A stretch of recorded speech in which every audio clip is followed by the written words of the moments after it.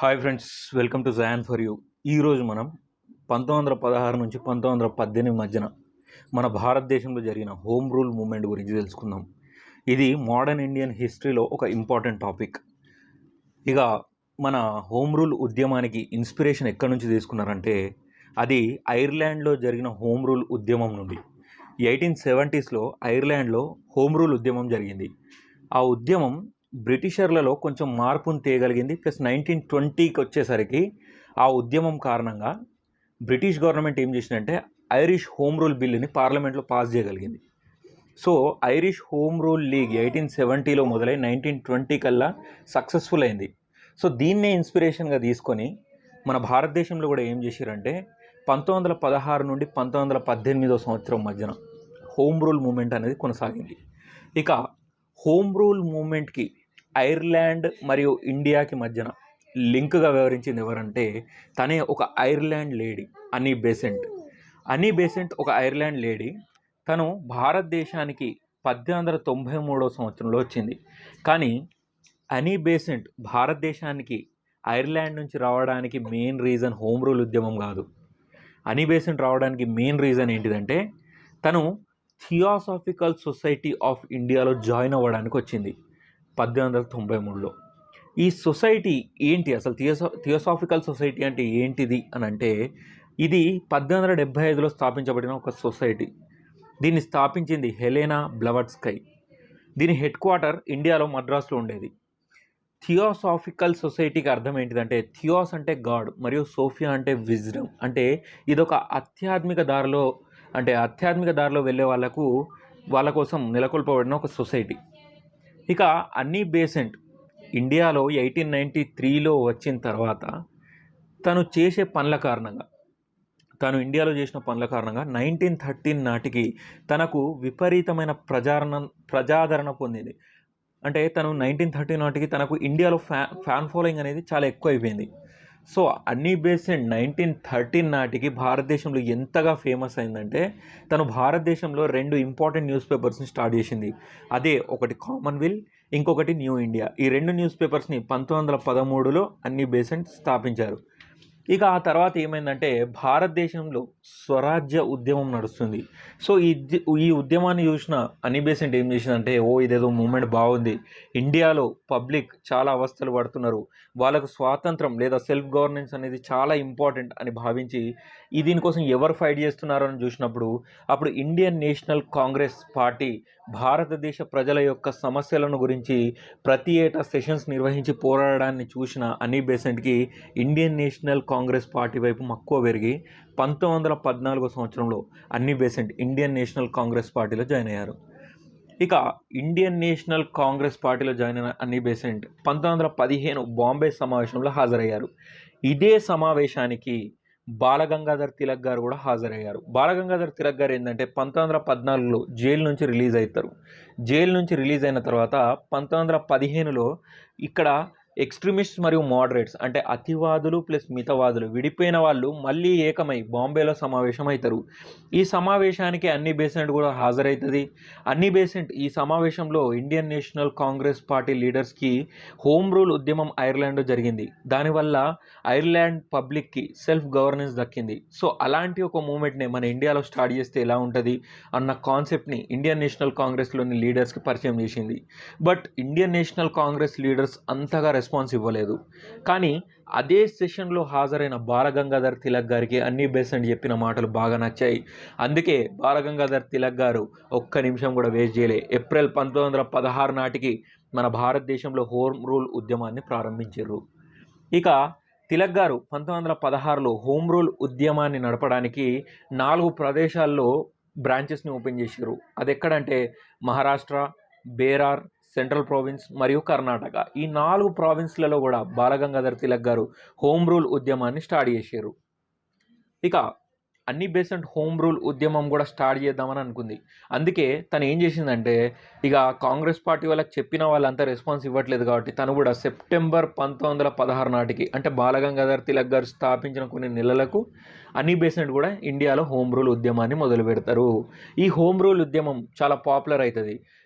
ఈ home rule ఉద్యమంలో నెహ్రూ, మొహమ్మద్ అలీ జిన్నా లాంటి ఇంపార్టెంట్ లీడర్స్ కూడా పార్టిసిపేట్ చేస్తారు. ఈ హోమ్ రూల్ ఉద్యమానికి సెక్రటరీగా తన ఫ్రెండ్ అయిన జార్జ్ అరుండేల్ అన్నీ బేసెంట్ వెంటే ఉంటాడు, తనకు అన్ని విధాలుగా సపోర్ట్ చేస్తాడు.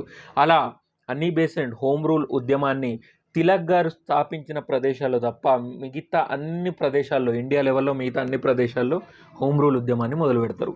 సో ఇప్పుడు మీకు ఇక్కడ ఒక చిన్న డౌట్ రావచ్చు, అదేంటంటే అదేంది హోమ్ రూల్ ఉద్యమాన్ని తిలక్ గారు స్టార్ట్ చేసారు, అది కూడా ఒక 4 ప్రదేశాలలో స్టార్ట్ చేసారు, అన్ని బేసెంట్ గారేమో all over India except Tilak గారి ప్లేసెస్లలో స్టార్ట్ చేసారు, ఎందుకు ఇట్లా వీళ్ళిద్దరు సపరేట్ హోమ్ రూల్ ఉద్యమాలు స్టార్ట్ చేయాల్సిన అవసరం ఏంది, ఇద్దరు కలిసి ఒకటే హోమ్ రూల్ ఉద్యమం స్టార్ట్ చేయొచ్చు కదా అని మీరు భావించవచ్చు, ఇద్దరు కలిసి మెర్జ్ అయిపోయి పని చేయొచ్చు కదా అని మీరు భావించవచ్చు.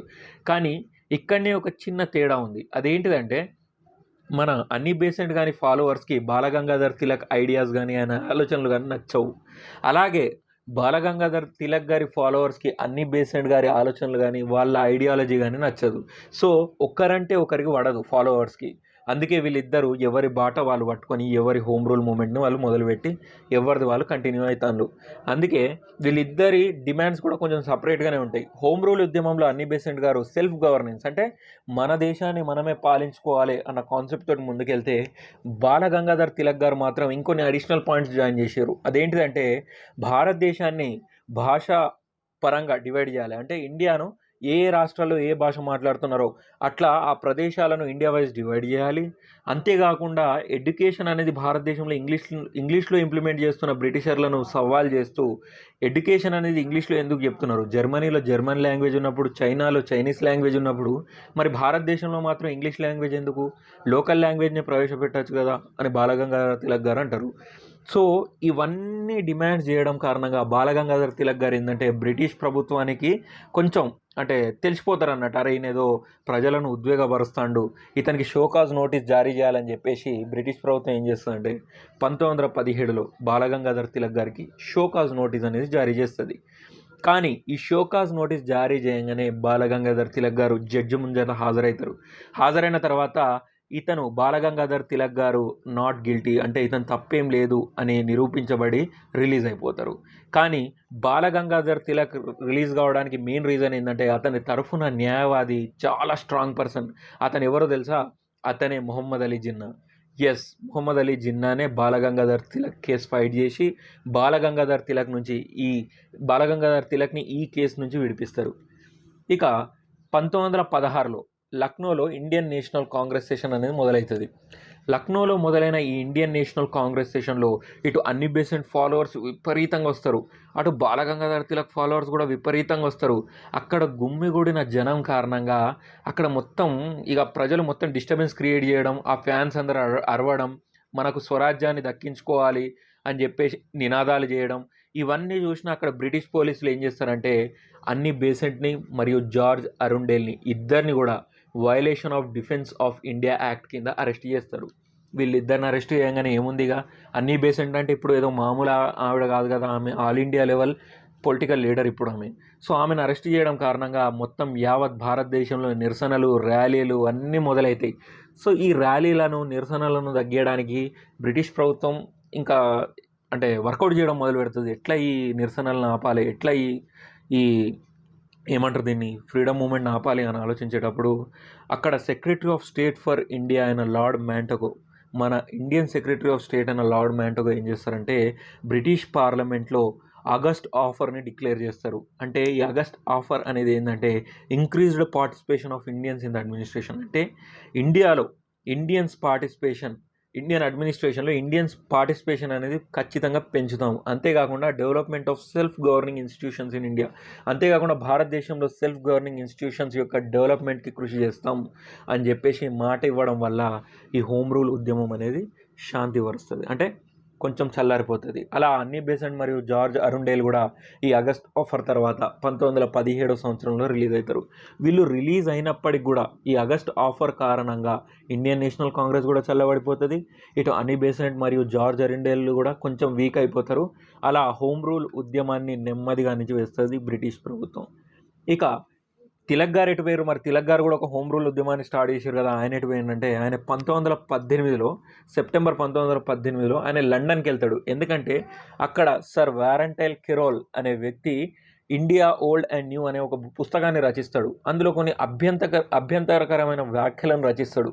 సో అతనికి ఎగెయిన్స్ట్గా కేస్ని ఫైట్ చేయడానికి బాలగంగాధర్ తిలక్ గారు ఏం చేస్తారంటే లండన్కి వెళ్ళి అక్కడ కేసు ఫైట్ చేస్తారు. అలా హోమ్ రూల్ ఉద్యమం అనేది మన భారతదేశంలో కనుమరుగైపోతుంది. సో ఇదే ఫ్రెండ్స్ ఇవాళ మన ఎపిసోడ్. నెక్స్ట్ ఎపిసోడ్తో మళ్ళీ కలుద్దాం. అంతవరకు సెలవు. Take care. Bye bye.